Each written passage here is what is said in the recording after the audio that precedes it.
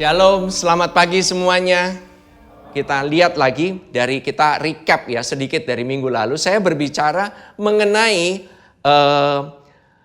bagaimana Yesus itu di-compare dan dikontras pada saat berhadapan dengan orang yang berbeda.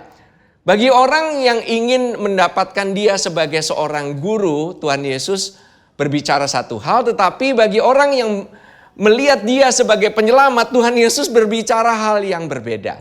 Responnya Yesus tergantung dari siapa diri saudara ingin memandang Yesus sebagai apa di dalam kehidupanmu. Oke?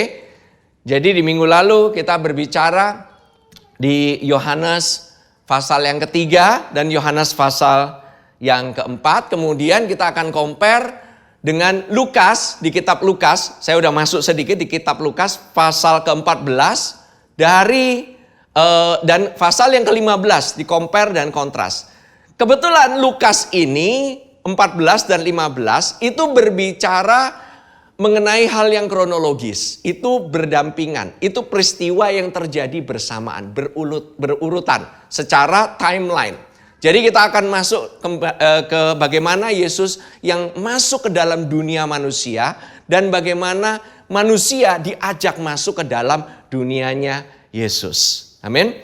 So Lukas 14 ayat yang pertama dikatakan, pada suatu hari Sabat Yesus datang ke rumah salah seorang pemimpin dari orang-orang Farisi untuk makan di situ. Semua yang hadir mengamat-ngamati dia dengan saksama. Saya minggu lalu sudah berkata ya, saudara kalau datang ke rumah orang, kemudian saudara diamat-amatin, kemudian saudara diperhatikan bagaimana saudara ini bertingkah laku, bagaimana saudara ini berbicara gitu. Ada yang salah nggak? Ada yang salah nggak gitu? Saudara rasanya gimana? Nggak enak bukan? Sesuatu hal kayaknya nggak comfortable, nggak nyaman gitu. Sama juga dengan Yesus, dia ini nggak nyaman kalau dia ini diamat-amatin seolah-olah dicari-cari kesalahannya. Teman-teman semua ada yang pernah datang ke rumah orang kemudian, oh ya kamu ngomongnya begitu salah sedikit langsung dikoreksi gitu. Oh ya nggak begitu, kamu ngomongnya mestinya begini gitu. Saudara senang kayak gitu? Nggak ada yang senang ya.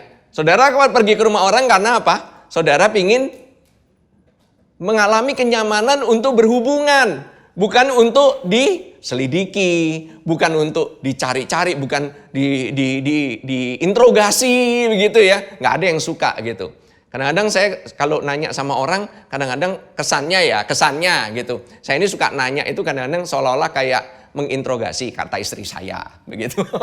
Nanyainnya itu, "Oh, kamu kenapa ini?" Saya banyak pertanyaannya gitu. Kata istri saya gitu, "Kamu kalau nanya jangan begitu," gitu ya. "Kamu kalau nanya itu mendingan nanyanya itu ngobrol dulu gitu dalam kehidupan," gitu ya. Saya sering dikoreksi juga bagaimana saya harus berkomunikasi gitu. Tetapi sebenarnya saya ini curious gitu. Sebenarnya saya ini pingin tahu lebih dalam, tapi terkadang orang merasa kayak ditanya-tanya ini tuh sebagai sesuatu hal yang kayak seolah ini apa yang salah nih, apa yang salah nih. Jadi orang itu nggak enak berasa dicari-cari kesalahannya. Sama juga dengan Yesus gitu. Tapi ini memenuhi daripada apa yang dikatakan atau dijanjikan di dalam kitab Taurat, yaitu bahwa anak domba itu harus diamati dulu, dicek dia ini benar apa enggak, dicek dia ini sempurna atau enggak sebelum untuk dikorbankan. Amin. Kita lihat, that's the way of the Torah. Itulah Taurat. Dia itu anak domba itu yang dicek bagi seseorang yang berdosa, dia pada saat dia membawa persembahan, yang dicek itu membawa persembahan kambing, domba gitu ya. Pada hari ini teman-teman kita merayakan Idul Adha gitu ya.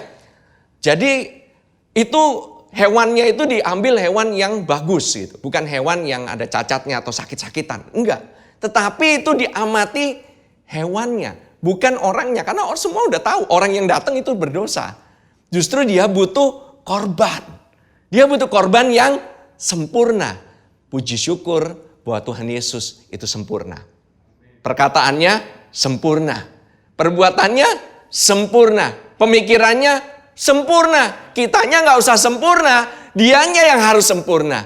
Korbannya yang harus sempurna. Amin. Tetapi orang-orang di sana itu Tuhan Yesus tuh nggak merasa nyaman karena dia juga berada di dunia di mana orang-orang itu dikritik. Orang-orang itu melihat dia untuk mengkritik dia. Nah kemudian begitu datang ayat yang kedua, tiba-tiba datanglah seorang yang sakit busung air berdiri di hadapannya. Saya nggak tahu ya ini orang penyakit busung air toto berdiri gitu. Saudara ada nggak gitu ya? Pertama ada di tengah-tengah gitu ya. Lagi kita mungkin gitu ya. Yang di sini kan ada di hangout ya, ada hangout gitu. Ada hangout gitu, contoh lah ya. Di sini ada Pak Arif sering ngadakan hangout di daerah sentral, di daerah Kemayoran dan sekitarnya. Tapi beliau juga suka ke daerah-daerah yang rada jauh-jauh gitu ya, kayak Cikarang kayak gitu ya. Hangoutnya itu banyak, hangoutnya di mana-mana gitu. Saya seneng sekali gitu. Nah itu teman-teman semuanya pada datang gitu ya. Nah kebetulan di salah satu hangoutnya itu ada Dokter David gitu ya. Di sana kan seorang dokter kan gitu ya. Tahu-tahu tiba-tiba ada berdiri seorang yang lagi busung air gitu. Lagi datang gitu datang itu tiba-tiba berdiri di hadapan Dokter David karena dia dokter gitu ya. Kaget nggak? Kaget lah, tahu-tahu orang nongol gitu ya, tahu-tahu gitu. Tahu nggak? Tuhan Yesus itu pemikirannya cuma satu. Dia nggak bilang, kamu kenapa nongol? Kamu kan tahu ini hari Sabat. Ngapain nongol depan saya gitu? Udah tahu ini pasti akan buat saya susah, gitu kan? Loh, orang namanya sakit itu nggak bisa nyari namanya waktu dia itu dalam keadaan sakit. Orang sakit butuhnya disembuhkan, betul. Dan Tuhan Yesus karena nature-nya dia itu seorang penyembuh gitu ya. Sama kalau saya nanya sama Dokter David gitu ya, begitu saya bilang, aduh dokter, saya rasanya itu nggak enak gitu. Dokter David langsung bilang, iya mungkin karena ini, mungkin karena ini obatnya gini pastor gitu ya. Itu udah nature-nya dia, karena dia adalah seorang dokter. Dokter itu menyembuhkan, he's a doctor in grace. Amin. Jadi nature-nya dia atau bawaan lahiriah daripada seorang dokter itu pingin menyembuhkan. Yesus pun demikian, dia itu bawaannya dari lahir, dia itu pada saat lahir, dia disebut telah lahir seorang anak yang menjadi juru selamat. Namanya aja Yeshua. Dia itu saves. Tuhan menyelamatkan umatnya. Berarti nature-nya seorang savior is to save. Kemanapun dia berada, dia ingin menyelamatkan orang. Gak peduli kapan waktunya, gak peduli apapun, dia ingin menyelamatkan orang. Apalagi ini orang yang lagi sakit, tiba-tiba ada di depan dia. Tetapi, karena dia tahu di sana ada orang ahli Taurat, ini saudara, saya ingin saudara melihat hatinya Tuhan Yesus ya.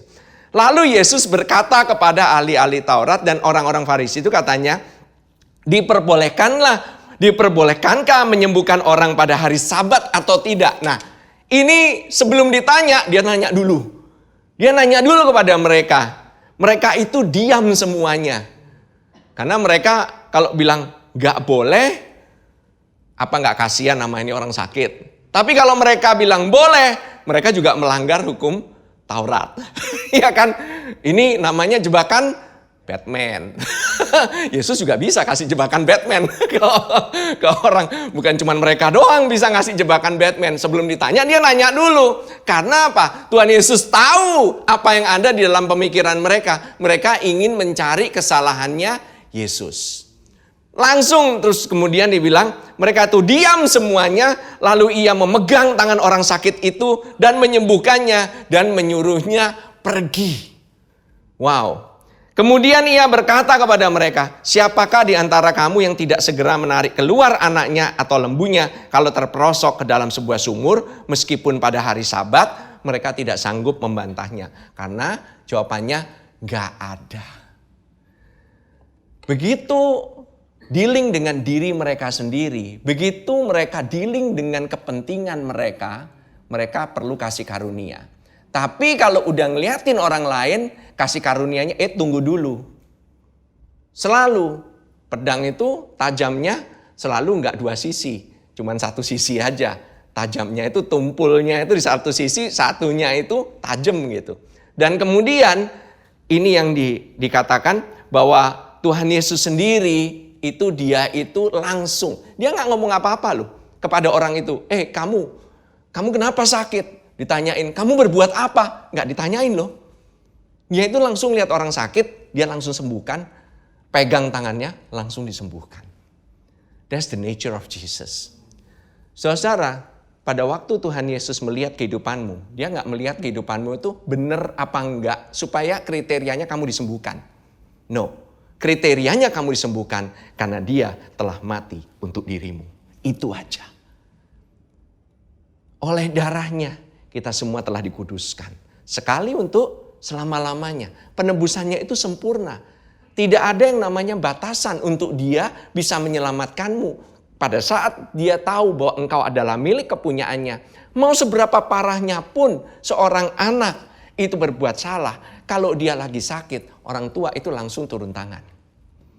Kita di dunia aja tahu. Anak kita perlu.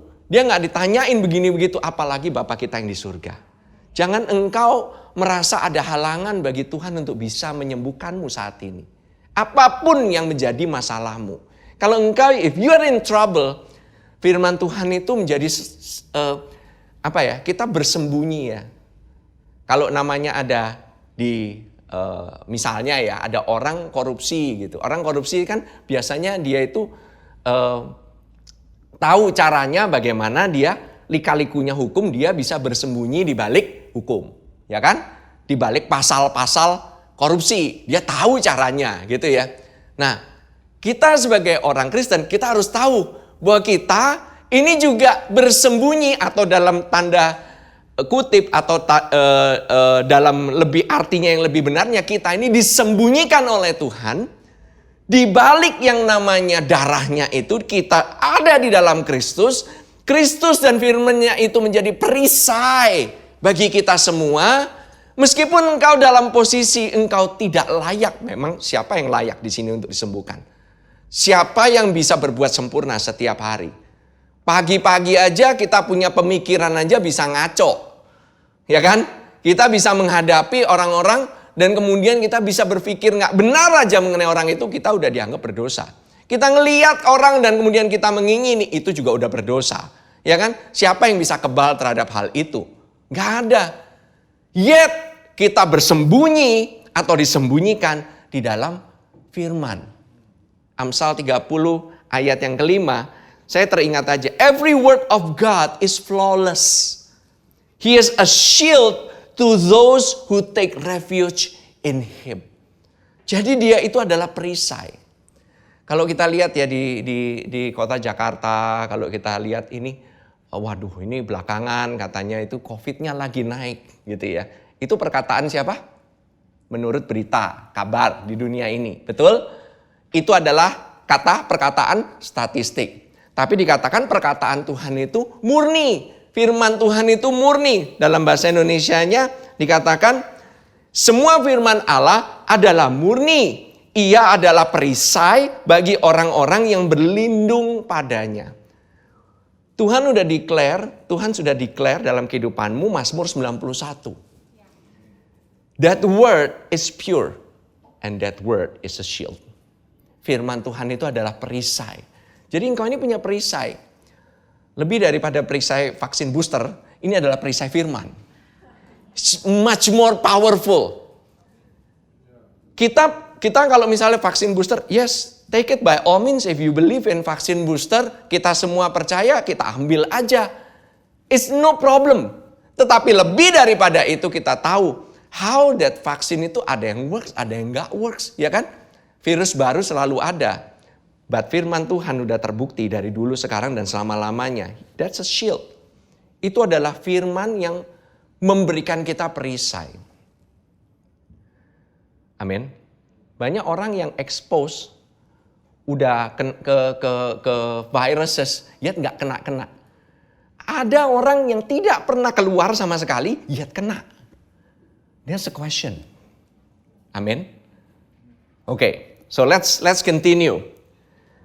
Oke, nah, saudara-saudara di sini kalau kita lihat ya, Lukas 14 ayat 7 sampai 11, kita lanjut ya. Karena Yesus melihat bahwa tamu-tamu berusaha menduduki tempat kehormatan, Ia mengatakan perumpamaan ini kepada mereka. Stop sampai di sini. Yesus ini melihat bahwa orang-orang ini berebut posisi. Kalau lagi ada di pesta, gitu ya. Kalau lagi ada di pesta, kebanyakan orang itu kepingin duduk itu kalau bisa paling depan, betul? Kenapa? Supaya bisa ngelihat. Bukan cuma itu, tapi depan itu posisi yang penting kan. Posisi yang VIP itu biasanya duduk di depan, betul? Kalau orang makin duduk ke depan, itu makin duduk dengan ring satu, itu tuh beda tuh fasilitasnya. Pokoknya kalau namanya semua yang duduk di depan atau posisi-posisi kehormatan, itu lain. Kalau yang lain gitu, usher-nya gitu ya cuman, udah duduk aja gitu. Kalau yang di depan, di-serve, lebih ramah somehow gitu usher-nya. Saya nggak tahu ya, maksudnya kayak gimana gitu ya. Tetapi itu yang terjadi di dunianya manusia. Kalau orang berada di posisi atau di kursi, makanya kalau saya lain gitu. Kalau saya posisi menentukan porsi. Jadi kalau lagi makan bareng, di mana akses itu makanan ada, nah di situ saya duduk biasanya tuh. bukan posisi yang paling penting gitu, nggak penting posisinya. Tapi di mana ada makanan gitu ya, itu menentukan porsi. Kalau saudara salah duduk, contohnya di ujung gitu ya, makanannya udah jauh kemana-mana gitu ya, porsinya biasanya dikit tuh. Bener kan? Gitu loh. Tapi kalau sudah duduknya pas di tengah, wah ke kanan bisa, ke kiri bisa, kemana-mana bisa, ya kan? Itu paling enak. Padahal biasanya posisi yang paling penting itu di mana? Di ujung biasanya, ya kan? Posisi di ujung meja biasanya yang bayarin, biasanya, ya kan? Gitu. Tetapi ini ya, saudara lihat nih, in the party, tamu-tamu itu berusaha menduduki tempat kehormatan. Mereka itu berusaha. By the way, this is the house of Pharisee. Ini adalah tempat posisinya yang paling tinggi. Ini kayak diundang orang VVIP. Mereka ini berebut. Nah, kemudian Tuhan Yesus katakan, kalau seorang mengundang engkau ke pesta perkawinan, janganlah duduk di tempat kehormatan. Wow, what a revelation. Ini pewahyuan yang luar biasa.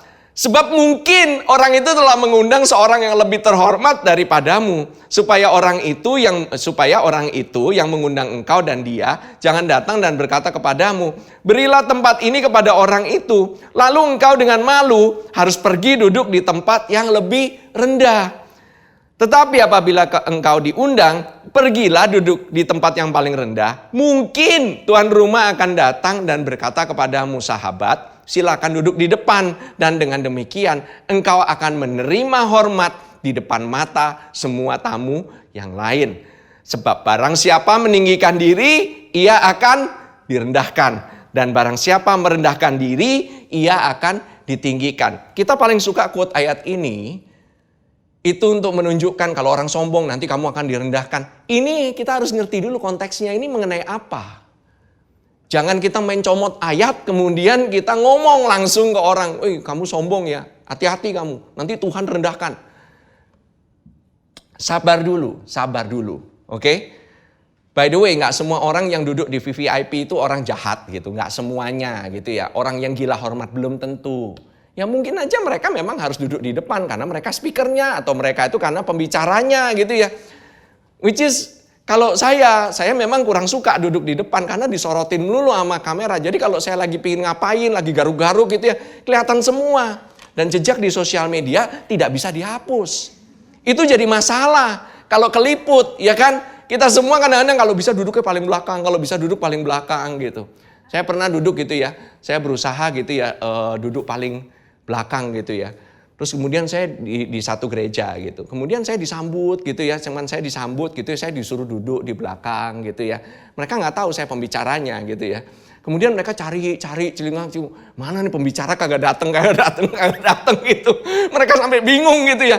Kemana ini orangnya? Mana saya pakai pakaiannya itu mungkin pakai pakaian ya, mungkin pakai kayak jaket, mungkin pakai jeans gitu. Mungkin mereka mengharapkan saya mungkin pakai dasi, pakai batikan. Nah, mungkin saya nggak tahu begitu ya. Ini saya pakaiannya kurang pendeta, begitu loh, mungkin. Tetapi di sini ya kita ini melihat gitu ya bahwa waktu saya melihat seperti itu tuh, saya melihat bagaimana Tuhan Yesus itu pada saat itu pun dia itu dianggap mungkin disuruh duduk di depan. Tetapi sebelum duduk di depan, Mereka itu orang-orang itu supaya dilihat oleh tamu yang lain. Semuanya itu kepingin meninggikan diri supaya terpandang oleh semua manusia. Padahal manusia ini gak ada apa-apanya di hadapan Tuhan. Amin. Semuanya ini gak ada. Yesus ini waktu saat itu dia melihat anak manusia ini berebut posisi, menentukan siapa yang paling penting, siapa yang paling berkuasa. Dia ini teringat di masa penciptaan. Waktu itu di mana manusia ini sebenarnya cuma debu. Debu yang dikasih nafas. Tanpa nafas dari Allah, tanpa nafas dari Tuhan sendiri, itu gak ada apa-apanya. It's just dust. Itu Tuhan Yesus tuh melihat semuanya. Manusia ini gak apa-apanya, yet manusia dikasihi oleh Tuhan. Dan Tuhan itu berikan segala-galanya, termasuk anaknya yang paling dikasih, untuk debu yang kayak begini. Wow. Nah, supaya apa? Sehingga manusia itu punya tujuan. Sehingga manusia itu punya arti dalam kehidupannya kembali. Supaya manusia itu mengalami kehidupan kembali. Mereka ini pada dasarnya udah mati semuanya. Itu yang Tuhan Yesus tuh lihat di sana. Dan manusia itu sudah diberikan segala-galanya, yet dia mau segala-galanya supaya jadi seperti Allah dan manusia itu jatuh. Dan itu yang Tuhan Yesus lihat. Manusia kepingin jadi segala-galanya. Amin. Yesus, dia itu yang punya segala-galanya, yet dia berikan segala-galanya kepada manusia. Supaya bahkan dia menjadi hamba. Sosok seorang hamba mengosongkan dirinya supaya manusia bisa mendapatkan segalanya itu kembali. Amin. Adam itu punya segala-galanya di taman. Penuh dengan banyak hal, kemewahan, kenyamanan, semuanya loh. Dia punya semuanya. Semuanya itu mendukung dia. Yet Adam berdosa. Dia itu bisa jatuh, dicobai oleh iblis jatuh. Yesus waktu di padang gurun, dia dicobai sama iblis. Semua keadaan itu gak mendukung dia. Dia itu siapa? Dia itu baru keluar dari sungai Yordan, gak ada kemewahan. Dia anak seorang tukang kayu, gak ada yang mendukung. Bahkan kelaparan, kehausan, gak ada yang nyaman. Tapi Yesus gak berdosa sama sekali. Bahkan sampai dia mati, dia tidak berdosa. Ini hal yang luar biasa. Waktu Tuhan Yesus, orang Farisi itu melihat Yesus itu sebagai seorang guru, seorang rabi, dia itu berharap apa tahu nggak? Yesus itu kan dianggap seorang guru besar kan. Jadi dia berharap bahwa Yesus itu akan mengajarkan teori. Teori mengenai pengajaran yang baru ini kayak gimana sih? Oh ini ada pengajaran nih, namanya pengajaran kasih karunia katanya. Kemudian dia ini mau mengajarkan suatu aturan, mungkin dia ini pengen bikin aturan yang baru nih. Ada pelajaran yang baru nih. Nah saudara, kita ini di sini bukannya cuma mau belajar tentang kasih karunia. Kita ini mau mengalami yang namanya kasih karunia ini. Amin. Kita ini bisa belajar, of course, all our life long kita ini selalu belajar mengenai kasih karunia. Tetapi lebih daripada itu, biarlah kita ini diselamatkan oleh kasih karunia ini setiap hari. That's the purpose of the church. Untuk mengalami kasih karunia ini. Nah, beberapa yang menjadikan Yesus ini jadi contoh atau pola yang harus diikuti. Semakin kita ingin jadikan dia contoh, semakin kita condemn. Semakin kita ini merasa tertuduh. Karena apa? Kehidupannya Yesus tuh sangat kudus. Dia gak bercela sama sekali. Saudara-saudara kalau lihat Yesus tuh benar-benar totally high. Standarnya itu sangat tinggi. Kalau kita mencoba untuk ikutin Yesus akan semakin lama semakin berat. Tambah lama semakin berat karena kekudusannya menuntut kita setiap hari untuk menjadi semakin perfect.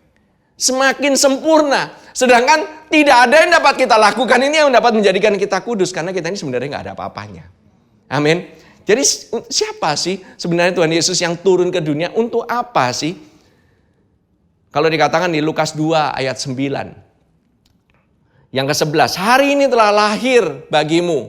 Nextnya aja gak apa-apa. Hari ini telah lahir bagimu siapa? Juru selamat yaitu Kristus Tuhan di kota Daud. Pertama-tama aja malaikat aja udah declare. Dia ini adalah juru selamat. Itu tujuan dalam kehidupan Tuhan Yesus itu menjadi penyelamat kita semua. Bukan menjadi guru. Yes, Yesus adalah guru besar. Yes, dia itu mengajar. Amin. Dia itu mengajarkan banyak hal.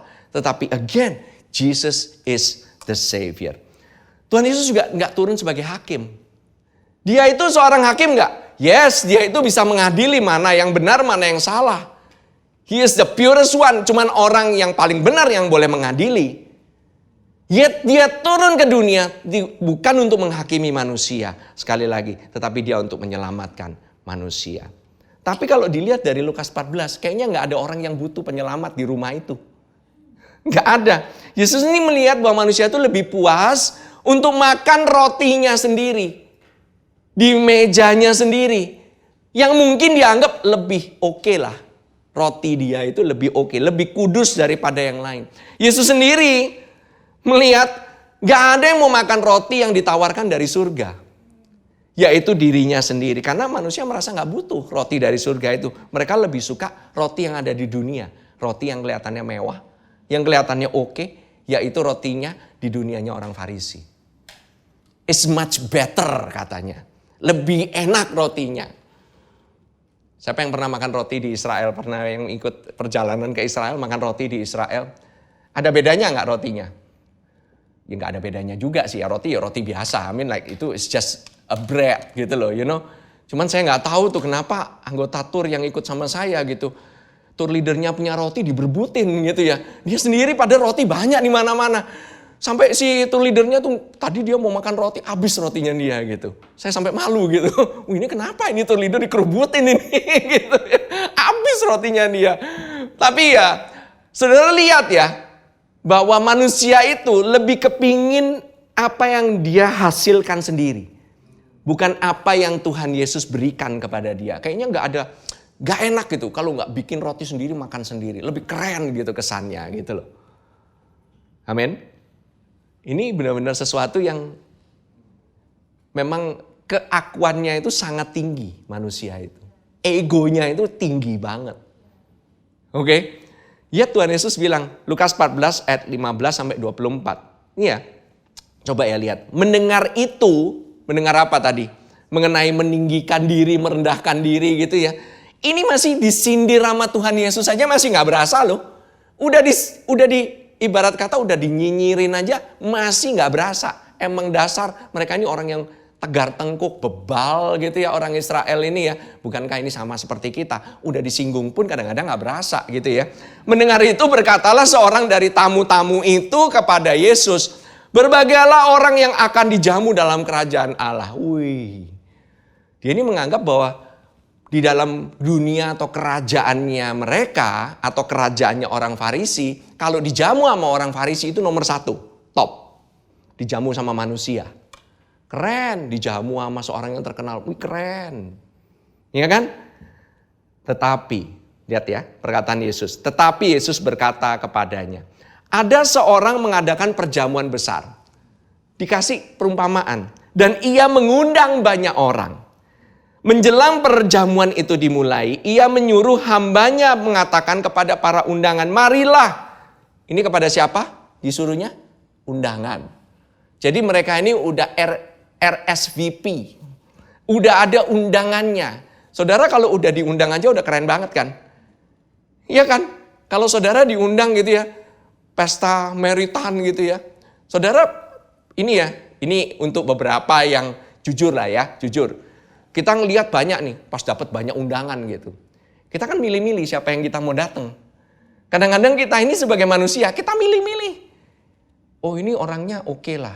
Oh yang ini penting nih. Yang ini saya perlu datang nih. Yang ini saya nggak perlu datang nih. Yang ini ada orang VIP. Semua kepentingan siapa? Selalu kepentingan kita. Ini udah diundang loh. Biasa kalau diundang artinya makanannya udah disiapin nggak? Disiapin gitu loh. Dia bilang, marilah sebab segala sesuatu sudah siap. Udah disuruh undangan. By the way dulu gak ada email, gak ada WhatsApp, gak ada apa. Gak bisa ngomong, oh sorry ya gitu ya. Saya usahakan. Nah, saya usahakan. Nah, gak bisa. Gak bisa ngomong kan. Berarti apa? Dia harus ngomong sama hambanya dong. Mesti ngomong langsung. Karena diundangnya one by one. Satu persatu. Datang ke mereka ditanya. Pasti kan kalau udah ngobrol gak bisa bekelit dong. Gitu loh. Ya kan? Nah, alasannya saudara lihat nih. Saudara lihat sendiri alasannya. Tetapi mereka bersama-sama, ini udah diundang ya, minta maaf. Yang pertama berkata kepadanya, aku telah membeli ladang dan aku harus pergi melihatnya, aku minta dimaafkan. sorry nggak bisa datang. Saya mesti lihat properti. Ada baru nih, tanah buka baru nih di daerah sini. Saya mesti lihat nih, gitu. Alasannya begitu amat ya. Diundang makan loh, diundang pestanya besar loh. Wow. Kemudian yang lain berkata, aku telah membeli 5 pasang lembu kebiri dan aku harus pergi mencobanya. Aku minta dimaafkan. Sorry nih, gue udah beli 5 BMW yang seri terbaru. Gue pengen test drive dulu. Ini seperti kayak begini. Come on man, alasannya itu sangat so basic banget gitu ya. So kelihatannya itu kayaknya nggak penting banget gitu. Kelihatannya why dia ini memberikan alasan seperti ini.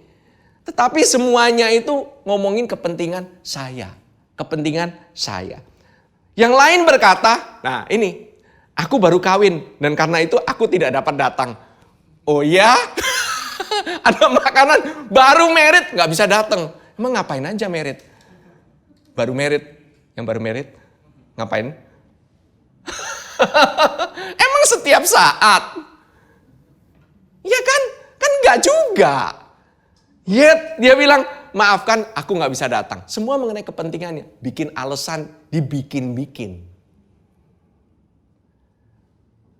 Ada yang bilang, yuk datang yuk. Dengerin misalnya firman, dengerin di mana, yuk ada ngumpul yuk gitu loh. Sorry, akunya masih merasa belum beres nih, belum layak nih. Aku kayaknya gak mau datang dulu. Aku merasa gak bener nih, aku merasa masih ada yang belum beres nih urusan gua. Gua gak mau datang dulu ke gereja, aku gak mau datang dulu ke HO. Kenapa? Merasa nggak layak, merasa nggak butuh, merasa kayak gimana. Sorry aja, itu nomor kesekian lah, gitu loh. Padahal di sana itu ada yang namanya hidangan. Semuanya sudah disiapkan. Maka kembalilah hamba itu dan menyampaikan semuanya itu kepada tuannya. Lalu apa? Dikatakan murka loh tuannya itu. Murkalah tuan rumah itu dan berkata kepada hambanya, pergilah dengan segera ke segala jalan dan lorong kota. Dan bawalah kemari orang-orang miskin dan orang-orang cacat dan orang-orang buta dan orang-orang lumpuh. Saudara ada orang miskin, orang cacat, orang buta, orang lumpuh. Itu semuanya itu penyakit yang sangat-sangat common. Sangat common, semua orang ada. Tetapi kan tidak setiap orang itu buta, cacat, lumpuh, kan enggak setiap orang gitu. Saudara lihat ya di sini gitu, enggak semuanya kan gitu loh. Mungkin ada yang mengalami kelumpuhan, itu enggak semua orang. Yet, ini adalah orang-orang yang dianggap enggak pantas. Orang-orang yang enggak datang ke pesta itu adalah orang-orang yang belum tentu, ibarat kata itu dilihat orang enggak enak lah. Datang ke pesta kok ada yang cacat, ada yang lumpuh segala macam gitu. Ya Tuhan Yesus ini sebenarnya berbicara bukan mengenai fisik. Dia berbicara mengenai rohani. Kondisinya orang-orang saat itu semuanya itu buta, cacat, lumpuh, ya kan? Miskin. Ya mereka nggak melihat hal itu. Amin. Amin. Kemudian hamba itu melaporkan, Tuhan apa yang Tuhan perintahkan itu sudah dilaksanakan. Tetapi sekalipun demikian, udah disuruh, diundang pun masih ada tempat. Lalu kata Tuhan itu kepada hambanya, pergilah ke semua jalan dan lintasan dan paksalah orang-orang yang ada di situ masuk. Karena rumahku harus penuh. Sebab aku berkata kepadamu, tidak ada seorang pun dari orang-orang yang telah diundang itu akan menikmati jamuanku. Tuhan Yesus itu sudah menyiapkan jamuan yang luar biasa untuk umat manusia. Karena apa? Tuhan Yesus sendiri mati untuk manusia dan dia telah menyelesaikan segala-galanya. Dan maka Tuhan itu sekarang mengundang manusia untuk menerima undangan perjamuannya dan makan dari mejanya yang penuh dengan apa? Kesembuhan, kekayaan, berkat yang melimpah. Tetapi ada sukacita juga yang melimpah, ya kan? It's all in one package. Saudara tahu kalau diundang pesta pasti kan sukacita, makanan melimpah segala macam kan, gitu loh. Belum tentu saudara kalau di rumah bisa makan kayak demikian kan. Pasti kan makanannya biasanya lebih mewah dong. Jauh lebih mewah, jauh lebih wow gitu loh. Yet Ini udah diundangin pun, gak ada satu orang pun yang mau menerima. Yang sudah diundang gak ada yang mereka mau terima. Karena apa? Mereka merasa gak butuh. Mereka merasa gak butuh. Tahu gak, Tuhan itu marah. Tuhan itu marah. Kalau manusia itu justru bukan merasa, wah dia itu kayak gimana gitu ya. Dia telah melakukan segalanya. No, dia itu marah kalau orang itu gak butuh. Gak butuh dia. Dia itu kenapa sih jadi orang merasa mau dibutuhkan? Dia itu marah karena dia itu sedih. Dia itu sedih, orang yang sudah disediakan sini kok gak mau terima. Begitu banyaknya kesembuhan yang ditawarkan, kok gak bisa ngeliat. Dia itu marah akan akibat dosa. Dia bukan marah kepada orangnya, tapi dia marah bahwa orang-orang yang seharusnya semuanya ini bisa melihat, mereka gak bisa melihat. Makanya mereka ini buta, dibilang mereka ini cacat, mereka ini lumpuh, mereka ini sebenarnya miskin. Yet orang miskin gak berasa miskin. By the way banyak yang kayak begitu di Reels, di TikTok gitu ya. Buktinya gitu, oh iya sorry nih saya sibuk, bisa TikTokan. Enggak juga sibuk-sibuk amat gitu loh. Ya kan, orang bisa bikin status, bisa bikin, ya enggak terlalu sibuk lah gitu loh. Yet just to hear the word of life daripada Tuhan Yesus, hanya menerima keselamatannya, mereka ini enggak bisa somehow. Karena apa? Mereka terlalu fokus sama kesalahan sendiri, dosanya sendiri, sampai mereka enggak bisa melihat.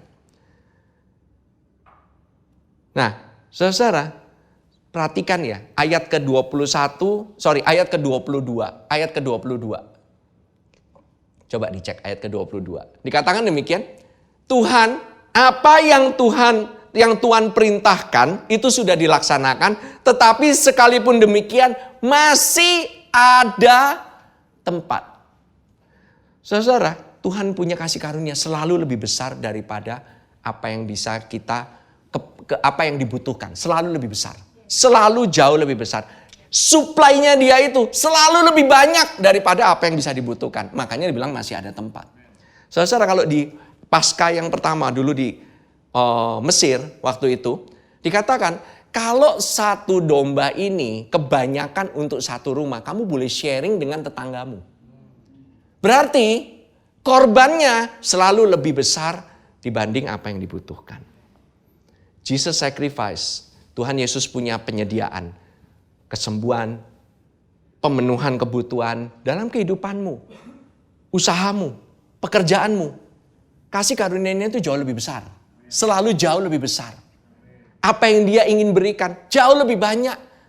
Namanya makanan yang ada disediakan jauh lebih banyak. Kamu mau makan sampai kayak gimana, mau sekenyang-kenyang, mau aja pun gak bakalan bisa ngabisin makanan itu. Masih ada tempat. Tetapi ya, saudara perhatikan di ayat ke-23. Ini orang udah gak mau terima kan? Orang udah gak mau terima. Lalu kata Tuhan itu kepada hambanya apa? Pergilah ke semua jalanan. Karena masih ada tempat kan. Dan lintasan.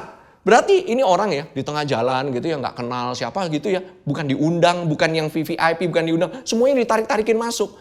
Dan paksalah. Nah, saya ingin saudara-saudara lihat kata ini. Garis bawahi paksalah.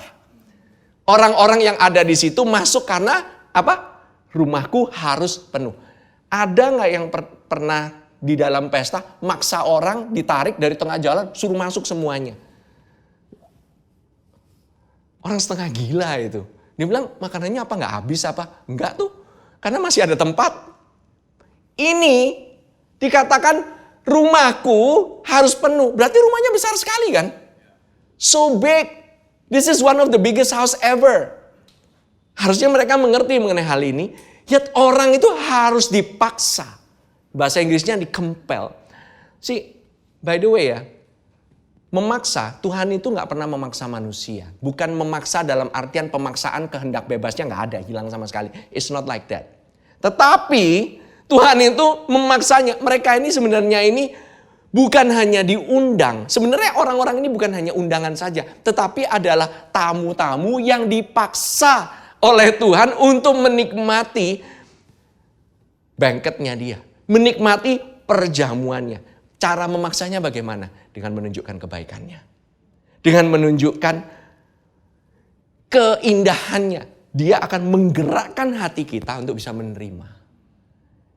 Somehow to some way Tuhan itu nggak terima kalau kalian itu nggak bisa terima kasih karunia. Dia itu nggak mau terima loh. Dia itu kepingin kalian tuh pasti harus nikmatin apa yang saya punya.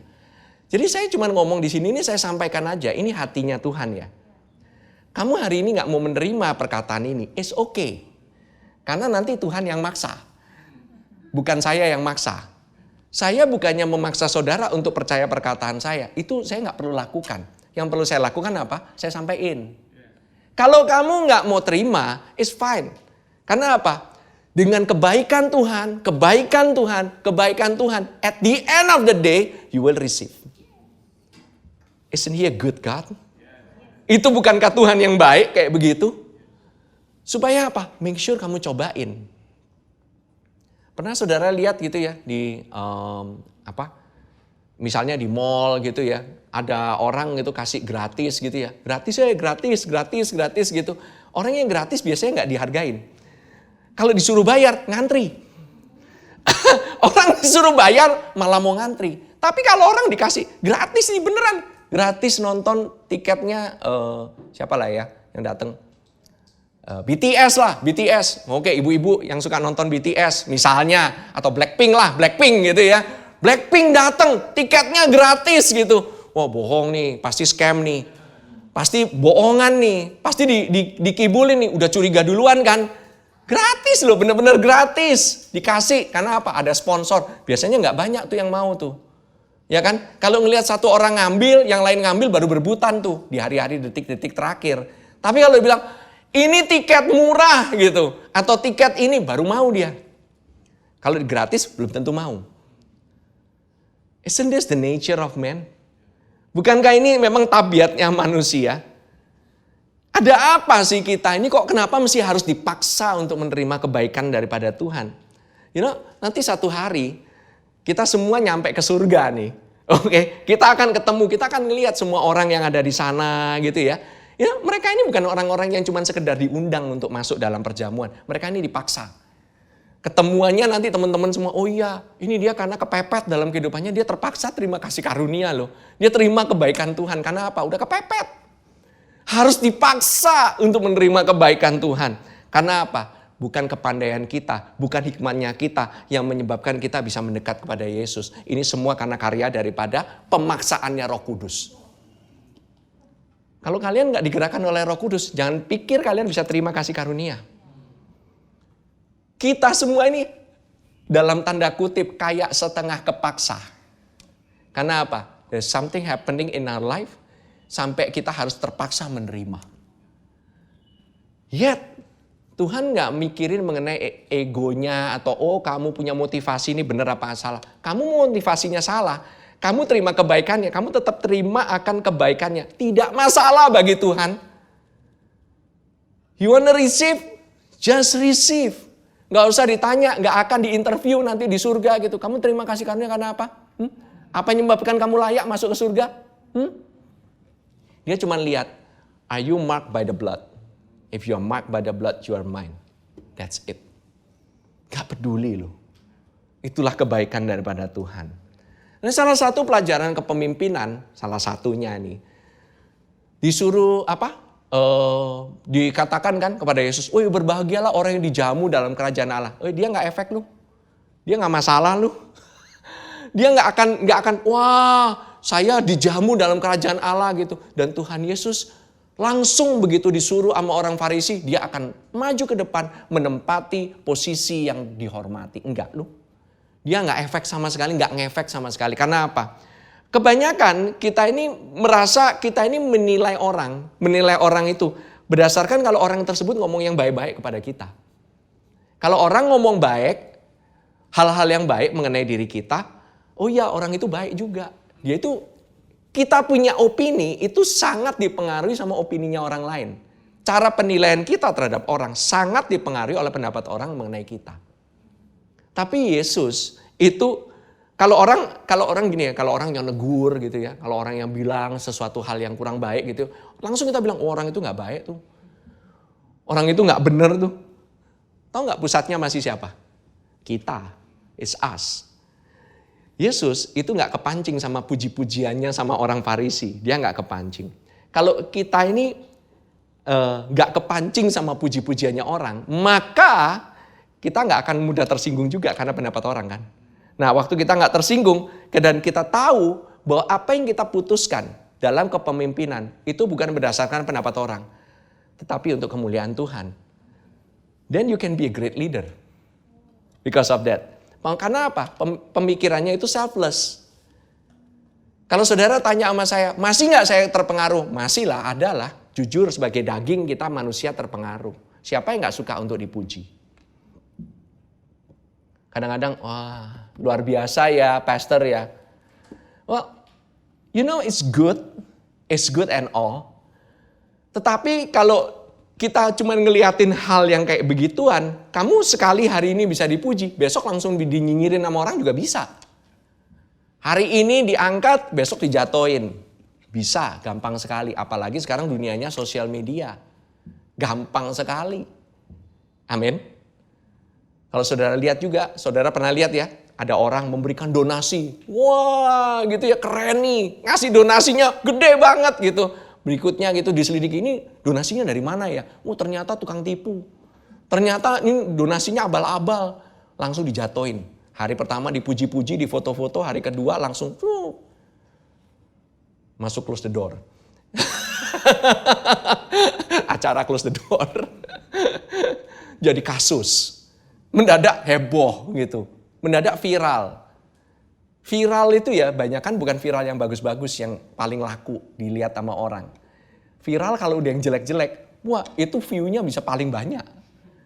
Orang itu selalu kepinginnya itu ngelihat orang lain tuh jatuh.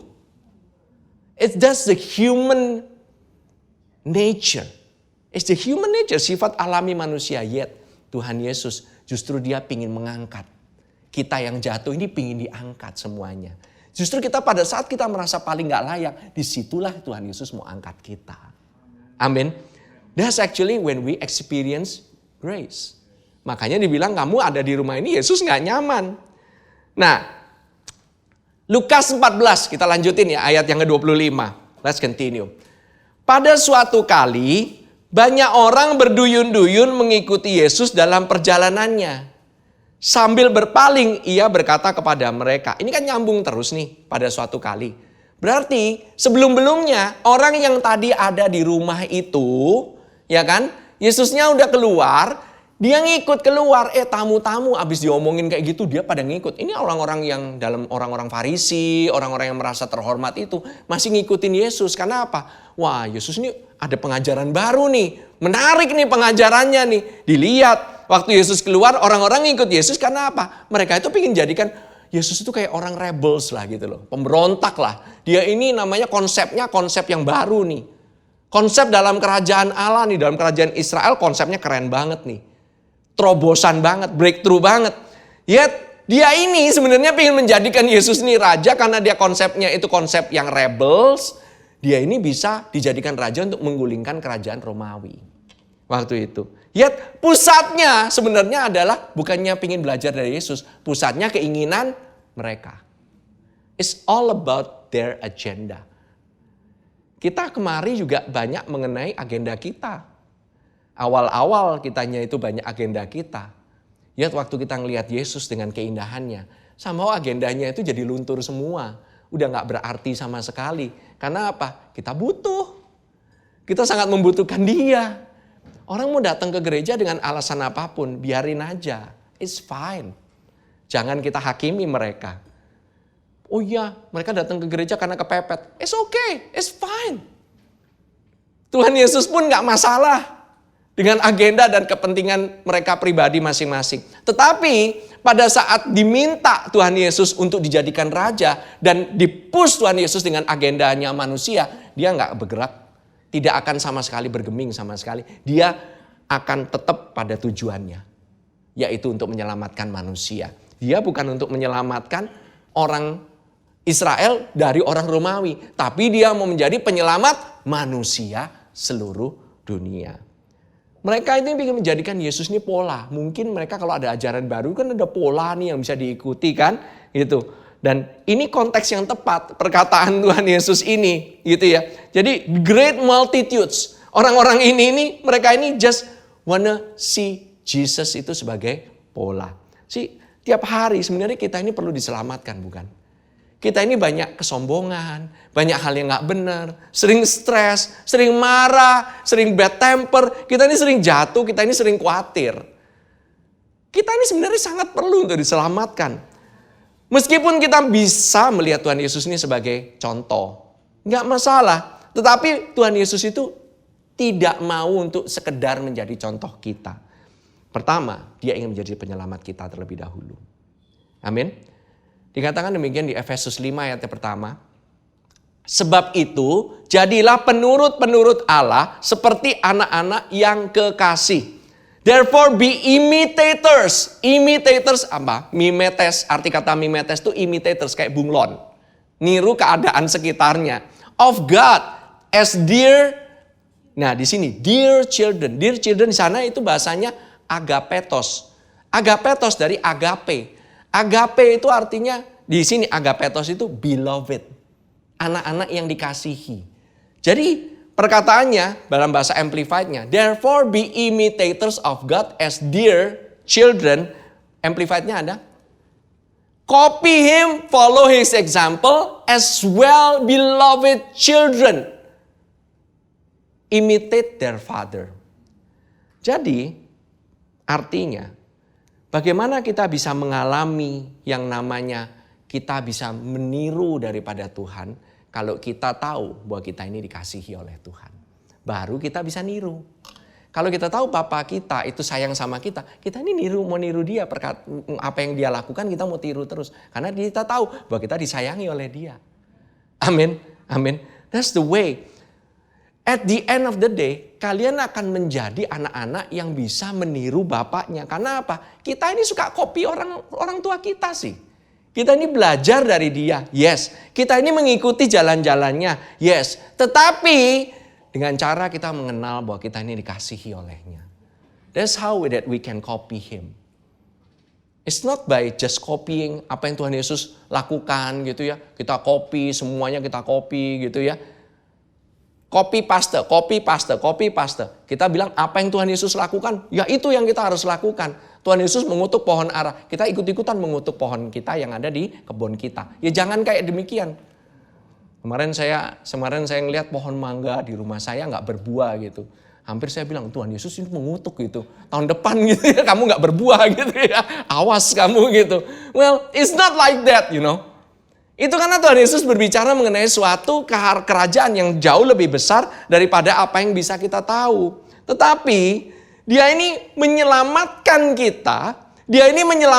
kita dari apapun situasi negatif yang kita alami. Itu dia itu sedang menunjukkan apa? Kebaikannya. Mau ya kamu bersandar sama kebaikanku, jangan bersandar sama kebaikanmu. Practical wisdom untuk anak-anak ya. Anak-anak bakalan contoh orang tuanya kalau mereka mengenal bahwa mereka itu dikasihi sama orang tuanya. That's how that they are loved. The best way untuk mereka bisa dibesarkan adalah kasihi mereka, kasih contoh yang baik kepada mereka akan niru kamu sendiri. Kalau mereka melihat kamu gitu ya, setiap mengalami kesalahan, mengalami permasalahan. Kita tahu kita bisa ngalamin masalah. Yet kita gak sombong, kita datang kepada Tuhan. Kita bilang Tuhan, hari ini aku mengalami kesalahan. Dan kita kadang-kadang aku suka ngobrol demikian sama anak-anakku gitu. Aku ini orangnya kadang-kadang itu suka terbuka gitu sama anak-anak gitu. Sometimes they feel very down gitu ya. Sometimes di office lagi banyak hal yang gak benar gitu ya. Kadang-kadang kita down gitu. You know? And then yuk sama-sama yuk ngambil holy com. Yuk sama-sama yuk kita perkatakan kepada masalah ini. You know kita lakukan itu terus menerus. Anak kita niru. Kebiasaan orang tua itu ditiru. Kalian gak sadar. Anak-anak kalian gak lihat pun mereka akan meniru. Mereka kan bingung kan, kenapa kok anak-anak somehow tuh bisa sama orang tuanya. Cara jalannya sama, cara makannya sama, cara nggak suka ininya sama. Because they are your children. Amin. Amin. Lukas 14 ayat 26 sampai 27. Mari kita lanjut.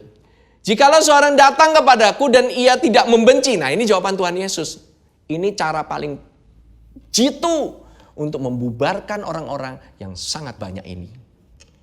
Mau bubarin orang, how to thin a crowd, this is the way.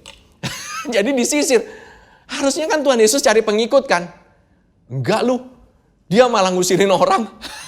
Kenapa? Karena orang-orang yang mau mengikuti dia, itu adalah orang-orang yang menjadikan dia contoh doang, menjadikan dia guru aja. Jadi Tuhan Yesus tahu ini motivasinya kayak gimana. Dikasihlah standar.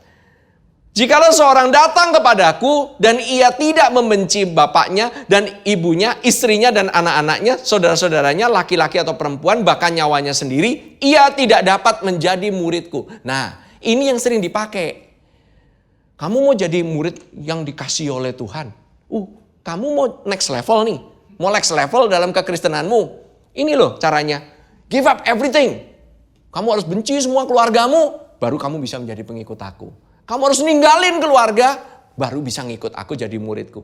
Ini banyak diajarkan di dalam pengajaran-pengajaran. Banyak pendeta-pendeta juga mengajarkan. Saya dulu sempat mengalami pengajaran pun seperti demikian. Dan saya kira ini nih yang benar nih. Kalau mau jadi murid Yesus, saya harus naik level nih.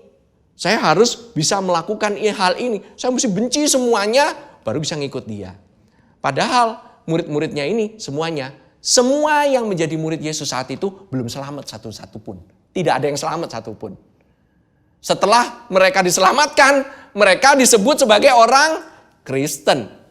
Jadi mana duluan? Murid atau orang Kristen? Atau orang Kristen dulu baru jadi murid? Murid dulu baru jadi orang Kristen. Jadi yang tinggi ini sebenarnya yang mana sih? Seorang murid atau seorang Kristen? Seharusnya menjadi tinggi kan seorang Kristen kan. Yet kita ini somehow, some way. Wah, murid ini lebih tinggi. Kamu cuma orang Kristen biasa, baru lahir baru. Kamu ini namanya anak doang, tapi belum jadi murid daripada Yesus. Nah, ini mungkin banyak orang yang mungkin kaget gitu mendengarkan pengataan saya. Karena apa? Ini nanti, pastor kalau gitu gak percaya discipleship. No, wait a minute. Jangan saudara berpikir bahwa saya gak percaya pemuritan. Karena apa? Saya juga mengajarkan mengenai pemuritan. Tetapi murid di dalam kasih karunia itu kita pelajari setiap hari. Tetapi yang pertama, kita ini adalah anak. Anak itu terus-menerus belajar sama orang tuanya. Betul? We keep learning. Every day kita keep learning about His goodness. Every day kita keep learning about His grace. Terus kemudian, barang siapa tidak memikul salibnya dan mengikut aku, ia tidak dapat menjadi muridku. Saudara mau mesti pikul salib, kemudian mengikut dia, ya kan? Ini dijadikan hal. Ini dijadikan, oh iya kamu harus pikul salib dong. Baru bisa jadi murid Tuhan Yesus. Baru layak kamu jadi murid Tuhan Yesus. Apakah benar demikian? Ini Tuhan Yesus berkata kepada orang Yahudi yang belum diselamatkan. Supaya mereka ini tidak menjadikan dia contoh saja. Tetapi supaya menjadikan dia itu penyelamatnya. Nah, saudara, ini karena apa? Zaman dulu sampai sekarang, sampai sekarang pun orang Yahudi itu sudah percaya akan pemuritan. Mereka ada guru, ada murid. Selalu ada guru, ada murid. Dan mereka menganggap Yesus itu guru besar, mau diikuti. Tetapi Tuhan Yesus mengajarkan yang namanya menjadi seorang anak. Seorang anak jauh tingkatnya itu jauh lebih tinggi karena anak itu tuh punya hubungan sama bapaknya. Murid sama gurunya itu sebentar doang. Tetapi anak dan bapak itu punya hubungan yang dekat. Amin. Dia itu gak akan pernah beralih. Namanya kalau bekas murid ada ya. Bekas anak? Gak ada. Bekas istri atau suami ada? Ada. Tetapi bekas anak? Enggak ada. What a revelation. Sangat-sangat simple ini. By the way ya, perkataan pemuritan itu nggak pernah terjadi pada saat setelah Kisah Para Rasul. Itu nggak pernah dengar ada yang namanya kata pemuritan. Itu nggak pernah. Yang ada itu sonship. It's all about sonship. Anak yang dikasih oleh Tuhan. Bahkan Timotius itu dikatakan anakku yang kukasihi. Dia nggak berkata mengenai muridku yang kukasihi. Murid-murid Tuhan Yesus itu terjadinya sebelum Tuhan Yesus, bahkan waktu dia naik ke surga, sebelum dia naik ke surga, itu baru diembusi, baru mereka itu percaya. Tetapi mereka baru menjadi, benar-benar menjadi anak pada saat Roh Kudus itu turun. Itulah gereja, baru lahir. Baru lahirnya di sana loh. Lihat kita ini begitu, wow. Habis dari sana kita harus belajar lebih tinggi lagi, belajar lagi. Yes, tidak salah. Belajar kasih karunia. Every day you should learn. Yet, the first thing first. Kamu setiap hari kamu ngalamin nggak? Bukan cuma belajar, ngalamin nggak kasih karunia itu? Amin. Kalau saudara-saudara mesti lihat ya, kalau dilihat ya, Lukas 15. Nah, setelah Lukas 14 adanya Lukas 15. Di Lukas 15, semua orang yang merasa perlu untuk diselamatkan mendekat kepada Yesus. Dan Yesus berbicara mengenai perumpamaan domba yang hilang, dirham yang hilang, dan anak yang hilang. Ini berbicara mengenai sukacitanya Yesus, dia menjadikan orang itu dia sebagai penyelamatnya. Enggak, ini by the way ya, berbicara mengenai orang yang domba yang hilang, dirham yang hilang, anak yang hilang. Ini bukan cuma ngomongin orang pertama kali terima Tuhan Yesus. Bukan pertama kali orang lahir baru saja. Ini berbicara mengenai kita semua. Amin. Banyak yang telah terima Tuhan Yesus, jadikan Tuhan Yesus itu pola yang harus mereka ikuti. Dan mereka tidak lagi menganggap perlu untuk diselamatkan. Banyak di antara kita ngalamin kesulitan, dalam keuangan, kesembuhan, masalah dalam kehidupan sehari-hari, kita ini butuh pemulihan. Yesus itu mau menjadi penyelamat kita semua setiap hari dan selama-lamanya. Every single day and forever and ever, He is always wants to save you. Dalam setiap keadaan, baik yang disebabkan kesalahan kita maupun yang tidak disebabkan oleh karena kesalahan kita. Amin. Saudara-saudara, kalau ada orang yang kelelep nih, blung, masuk ke kolam gitu ya, terus kelelep gitu, wah gitu ya, udah kelelep gitu ya, udah kelelep, terus habis itu kamu lagi di pinggir gitu. Nih saya kasih, ini supaya kamu gak kelelep, saya kasih kamu buku bagaimana untuk berenang gitu. Coba kamu ikutin itu buku-bukunya, keburu kelelep. Bahkan kamu bilang sama orang ini, gini loh caranya, gini, supaya ngambang gitu. Dicontohin di samping, begini dong. Mangap gitu. Kalau bisa keluar dari air gitu. Dia lagi keadaan kelelep. Lu kasih contoh. Yang benar apa? Nyemplung selamatin. Amin. Ini kan kelihatannya simple. Tapi this revelation ini hit me gitu ya. Orang yang diselamatkan itu bukannya butuh untuk dikasih instruksi. Kamu harus belajar mengenai kekristenan dulu. Enggak. You need to be saved now. Today, this second, you need to be saved. Jangan berpikir, wah saya kan udah Kristen udah lama. Saya nggak perlu diselamatkan. Itu orang berdosa. Yang belum lahir baru yang perlu diselamatkan. Every day you need the saving. Kenapa sih orang-orang berdosa, pemungut cukai itu nggak datang ke rumah orang Farisi? Karena mereka itu nggak dianggap sampah sama masyarakat. Yesus... Kenapa mereka ini gak bersama-sama orang yang berduyun-duyun mengikuti Yesus? Karena mereka menganggap dirinya itu gak layak untuk bisa ikut Yesus. Merasa tersisih, merasa terbuang. Setelah mereka ini, setelah ayat ke-27, 14 ayat 27, itu ada ayat 15:1 kan? Ayat 15, pasal yang pertama, dikatakan demikian. Para pemungut cukai, nah ini setelah orang-orang Farisi tadi pergi, para pemungut cukai dan orang-orang berdosa biasanya datang kepada Yesus untuk mendengarkan dia. Baru mereka datang.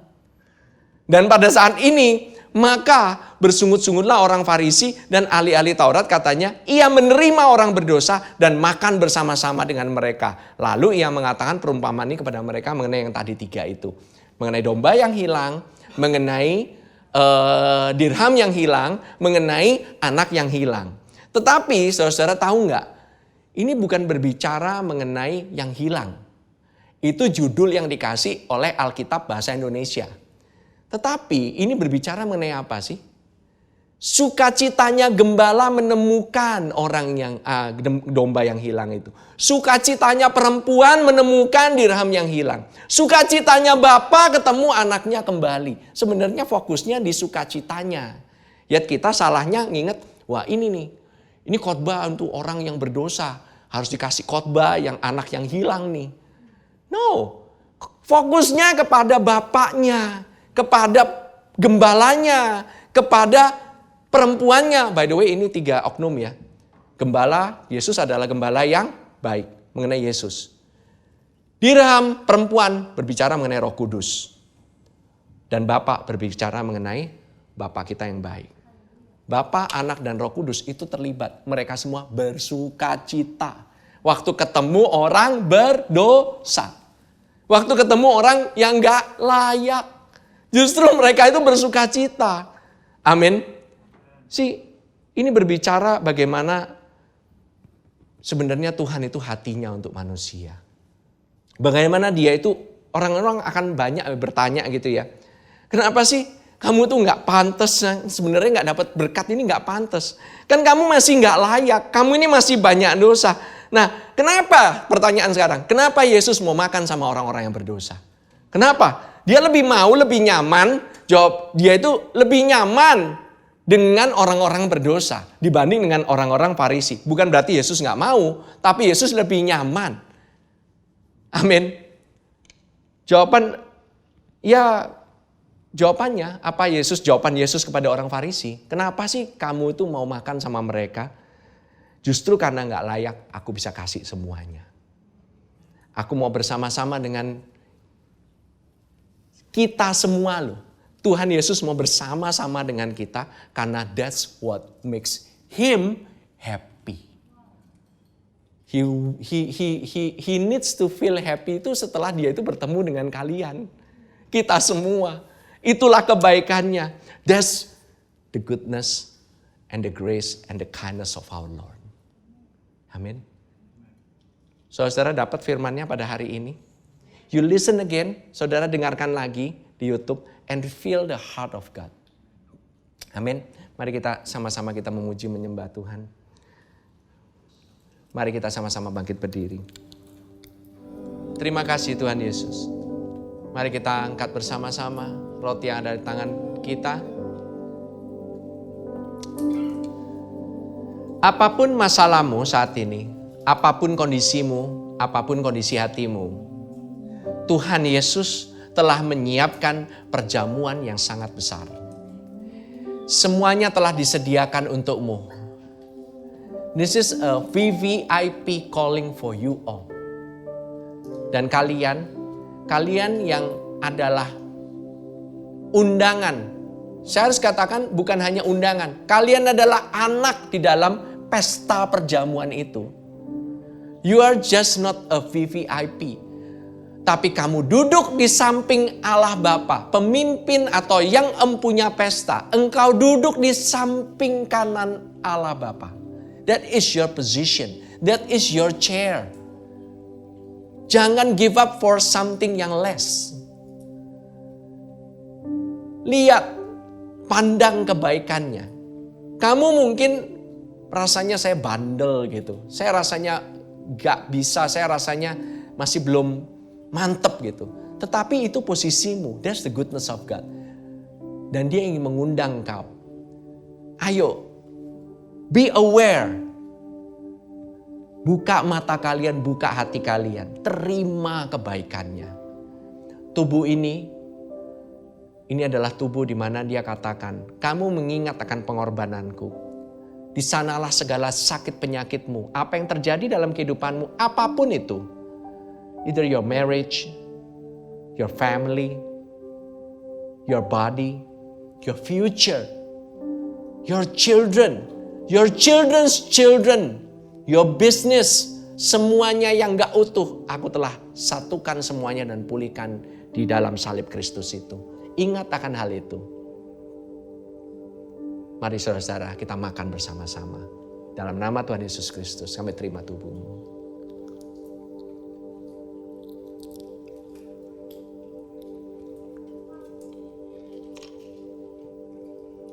Mari kita angkat cawan yang berisi anggur, yaitu darahnya.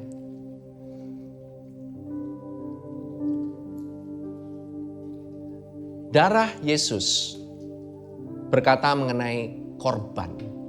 Korban adalah korban yang sempurna. Korban yang tidak bercacat celah. Darah ini adalah kudus. Dikatakan orang yang meminum darah ini, dia menerima kehidupan yang baru. Dia hidup in the newness of life. Saudara sadari bahwa kehidupan kita ini harus digantikan oleh kehidupan yang baru.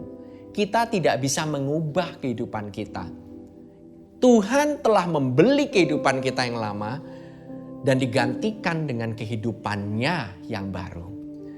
Di dalam darah ada kehidupan. Disinilah darah itu berkata, you are forgiven. Apapun kesalahanmu sekarang, dulu, sampai nanti, you are forgiven. Kamu mungkin bakalan ngomong hal yang gak benar, mikir hal yang gak benar.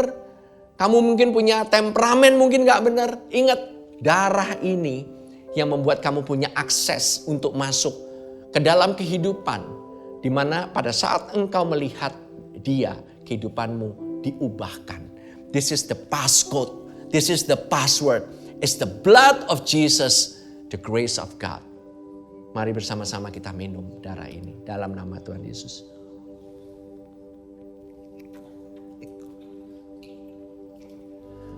Saat ini engkau yang pertama kali mendengar tentang berita keselamatan ini, mungkin kau belum pernah menerima dia sebagai Tuhan dan Juru Selamat pribadimu.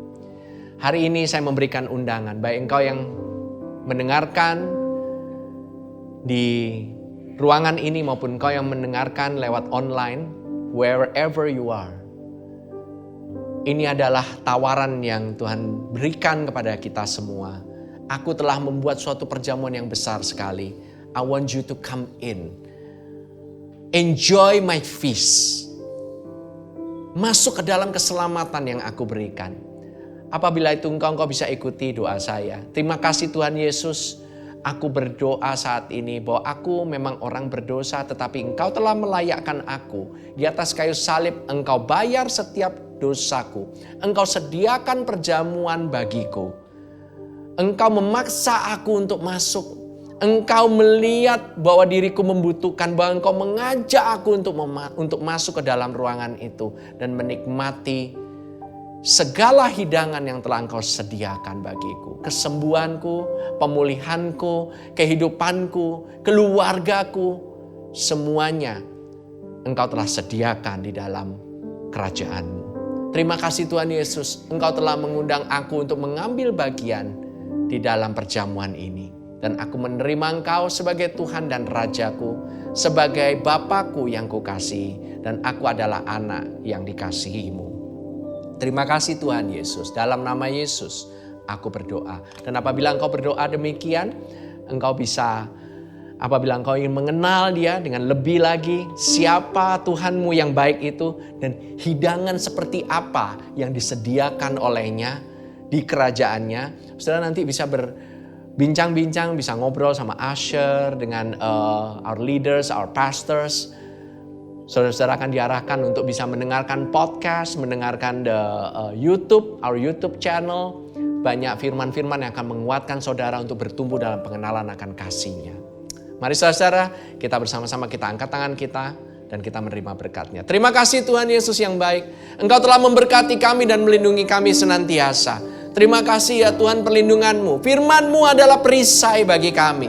Firman-Mu itu sempurna ya Tuhan. Murni, tidak bercacat, tidak bercela. Melindungi kami dari segala macam sakit penyakit. Melindungi kami dari segala macam kegagalan malapetaka. Dari segala macam tula yang ada di dunia ini. Engkau Engkau melindungi kami, dengan malaikat-Mu Engkau selalu menjagai kami. Keluarga kami, usaha kami, pekerjaan kami, pelayanan kami, anak-anak kami, orang tua kami, keluarga besar kami. Terima kasih Tuhan Yesus, kesehatan kami Engkau jagai. Dan Engkau selalu ya Tuhan menyinarkan wajah-Mu kepada kami. Dan memberikan kepada kami kebaikan-Mu, kasih karunia-Mu, kasih anugerah-Mu. Your grace and mercy ya Tuhan. Dan Kau menghadapkan wajah-Mu kepada kami senantiasa. Dan memberikan kami your shalom peace. Damai sejahtera-Mu yang berlimpah-limpah. Di dalam nama Tuhan Yesus Kristus dan semua umat yang percaya katakan amin, amin. Selamat hari Minggu. God bless you. Enjoy your Sunday.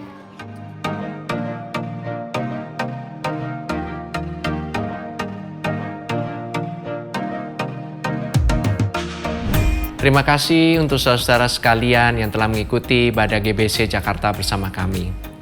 Kami berharap saudara sekalian diberkati dan disegarkan oleh firman Tuhan yang telah disampaikan pada hari ini. Pastikan saudara mensubscribe channel YouTube kami dan ikuti terus update dan informasi GBC Jakarta di akun resmi media sosial kami di bawah ini. Shalom, Tuhan berkati.